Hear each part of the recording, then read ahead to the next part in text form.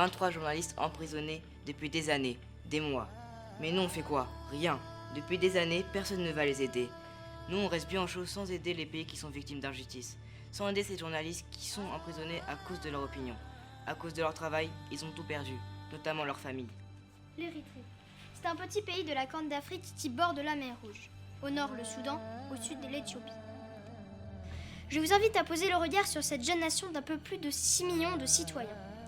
Isaias Afwerki règne sur ce pays depuis 20 ans.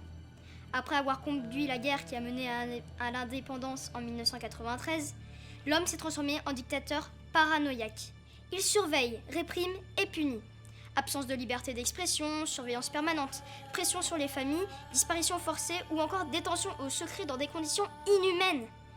Il dirige son État comme une caserne. Chaque partiel est verrouillé, la police est omniprésente et les prisons sont pleines. En Érythrée, l'information est contrôlée. Il n'existe aucun journal d'opposition. C'est le niveau zéro de la liberté d'expression. À ce jour, au moins 30 journalistes sont détenus. L'Érythrée occupe depuis 8 ans la dernière place du classement mondial de la liberté de la presse des Reporters sans frontières. Je vous propose de découvrir le quotidien d'une des populations les plus pauvres du monde. Le peuple est pris en otage car il lui est interdit de quitter le pays sans autorisation spéciale du ministre. Les Érythréens sont condamnés à vivre dans un pays sans système judiciaire, dans une capitale en panne d'électricité, avec le peu d'argent envoyé par les Érythréens.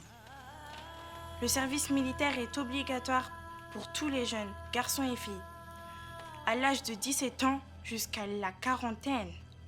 D'abord 18 mois de camp disciplinaire avec viol des jeunes femmes, brutalité des supérieurs, cachot et torture comme sanction, en contact avec l'étranger, avec un passeur, un mot malheureux dans un café et c'est la prison. Comprenez pourquoi l'exil est l'unique solution. Pour échapper à ces terrifiantes conditions de vie, certains tentent de fuir clandestinement. Au péril de leur vie, ils traversent une des frontières les plus dangereuses du monde. Terrain de chasse pour les gardes érythréens qui ont ordre de tirer à balles réelles sur leurs concitoyens. 420 000 personnes ont fui ce pays depuis 1998. C'est un exil massif. Parmi eux, des journalistes exaspérés par l'impossibilité de s'exprimer librement, effrayés par les menaces constantes. Certains parviennent à s'enfuir, d'autres n'ont pas cette chance, alors c'est la détention.